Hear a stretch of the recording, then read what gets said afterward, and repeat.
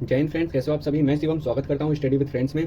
तो गाइस, आज हम सर्वनाम के बारे में बात करेंगे, जो शब्द संज्ञा के स्थान पर प्रयोग किए जाते हैं और सर्वनाम संज्ञा की पुनरावृत्ति को रोकते हैं। जैसे कि शुभम एक होनहार छात्र है, शुभम की माता अच्छा खाना बनाती हैं, शुभम का भाई अच्छे आदमी है। तो गाइस, यहाँ शुभम बार बार आ रहा है। इस शुभम की पुनरावृत्ति को रोकने के लिए हम सर्वनाम का प्रयोग करते हैं। जैसे शुभम एक होनहार छात्र है, उसकी माता अच्छा खाना बनाती है, उसका भाई अच्छा आदमी है। बात करें सर्वनाम के प्रकार की, तो सर्वनाम के 6 प्रकार होते हैं। पुरुषवाचक सर्वनाम, निश्चयवाचक सर्वनाम, अनिश्चयवाचक सर्वनाम, प्रश्नवाचक सर्वनाम, निजवाचक सर्वनाम, संबंधवाचक सर्वनाम। अब बात कर लेते हैं टाइप ऑफ पुरुषवाचक सर्वनाम। तो पुरुषवाचक सर्वनाम के 3 भेद होते हैं: उत्तम पुरुषवाचक सर्वनाम, मध्यम पुरुषवाचक सर्वनाम, अन्य पुरुषवाचक सर्वनाम।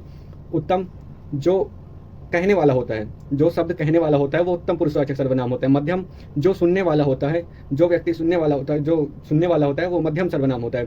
और अन्य सर्वनाम की बात, अन्य पुरुषवाचक सर्वनाम की बात करें तो जिसके बारे में बात हो रही हो वो अन्य पुरुषवाचक सर्वनाम है। उत्तम में मैं, हम, मेरा, हमारा और कारक विभक्ति आती हैं। अब कारक विभक्ति बता दूं आपको क्या होती हैं। तो कारक विभक्ति गाइस रा, रे, री, ना, ने, नी और का, के, की, ये होती है गाइस कारक विभक्ति। जैसे मैं से, मैं को हम लिख सकते हैं, मेरा भी लिख सकते हैं कारक विभक्ति से, मेरी लिख सकते हैं। और बात कर लें हम का हमारा लिख सकते हैं, हमारी लिख सकते हैं। ऐसे ही कारक विभक्ति का प्रयोग किया जा सकता है। तो मतलब एक शब्द से कई शब्द बनाए जा सकते हैं। मूल कारक विभक्ति इनकी ये होती है, रा, रे, री, ना, ने, नी, का, के, की। तो कारक विभक्ति आप लोग समझ गए होंगे। और मध्यम में बात कर लें, तू आता है, तू, आप, ये आता है। तू को हम कैसे प्रयोग करते हैं गाइस, जैसे तू हमसे कोई छोटा होता है तो तू हम प्रयोग करते हैं, तू छोटा होता है तब तू, बड़ा होता है तो आप। और गाइस, अगर आप लोग इकट्ठे जैसे होते हैं, छोटे कोई इकट्ठे हैं तो उन्हें हम तुम प्रयोग करते हैं। तो तू से हम बना सकते हैं, तू से हम क्या क्या बना सकते हैं, तू से तुम्हारा, तुम्हारा, तुम्हारी, तुमने, तुमसे, तुमने, ये सब बना सकते हैं हम। तो तू था, आप, ये सब आ जाएंगे मध्यम। अन्य में आएंगे या, वा, ये और कारक विभक्ति इनके साथ में ही रहेंगी। अब बात कर लेते हैं निश्चयवाचक सर्वनाम की।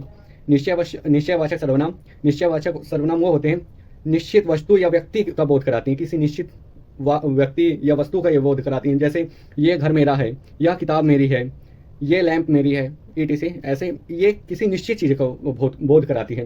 और बात करें अनिश्चयवाचक सर्वनाम की, जो किसी अनिश्चित व्यक्ति या वस्तु का बोध कराती है। जैसे गेट पर कोई खड़ा है, अब कौन खड़ा है ये निश्चित नहीं है। बाहर कोई आया है, कौन आया है, आया तो है लेकिन कौन आया निश्चित नहीं है। तो ये वाक्य होते हैं अनिश्चयवाचक सर्वनाम की। अब बात कर लेते हैं प्रश्नवाचक सर्वनाम की। जो प्रश्न पूछने में प्रयोग होते हैं वो प्रश्नवाचक सर्वनाम है। जैसे कौन गा रहा है, क्या खाओगे, कौन बोल रहा है, तो ये प्रश्नवाचक सर्वनाम में आ जाते हैं। संबंधवाचक सर्वनाम की बात करें, दो अवस्थाओं के संबंध जोड़ा जाए। जैसे कि जिसकी लाठी उसी की भैंस, जिसकी लाठी उसी की भैंस, संबंध जुड़ रहा है ना, जिसकी लाठी है उसी की भैंस है, संबंध जुड़ रहा है। जैसे करोगे वैसे भरोगे, जो जीता वही सिकंदर, ये सब हो गए। अब बात कर ले निजवाचक सर्वनाम की, जहाँ स्वयं, खुद, स्वतः, अपने आप की बात की जाए, वहाँ निजवाचक सर्वनाम होता है। जैसे कि मैं खुद पोछा लगाऊंगा, मैं स्वयं खाना बनाऊंगा, मैं खुद जा रहा हूँ, मैं खुद आ जाऊंगा। तो मतलब स्वयं या आप, खुद की बात हो तो निजवाचक सर्वनाम। अब बात कर लेते हैं सर्वनाम शब्दों की कुल संख्या। निजवाचक की बात करें, निजवाचक में आप आएगा, आप, इसके साथ इसकी कारक विभक्ति भी रहेगी। जैसे आप है तो इसमें कारक विभक्ति ये भी जुड़ जाएंगी। ये सारी कारक विभक्ति भी बताया था ना मैं। तो जैसे आप है तो आपका हो जाएगा, आपके हो जाएंगे, आपने हो जाएगा। तो ये सारी इसकी कारक विभक्ति जुड़ जाएगी। मतलब आपसे कारक विभक्ति जोड़ के जितने भी शब्द बन जाएंगे वो निजवाचक सर्वनाम में आ जाएगा।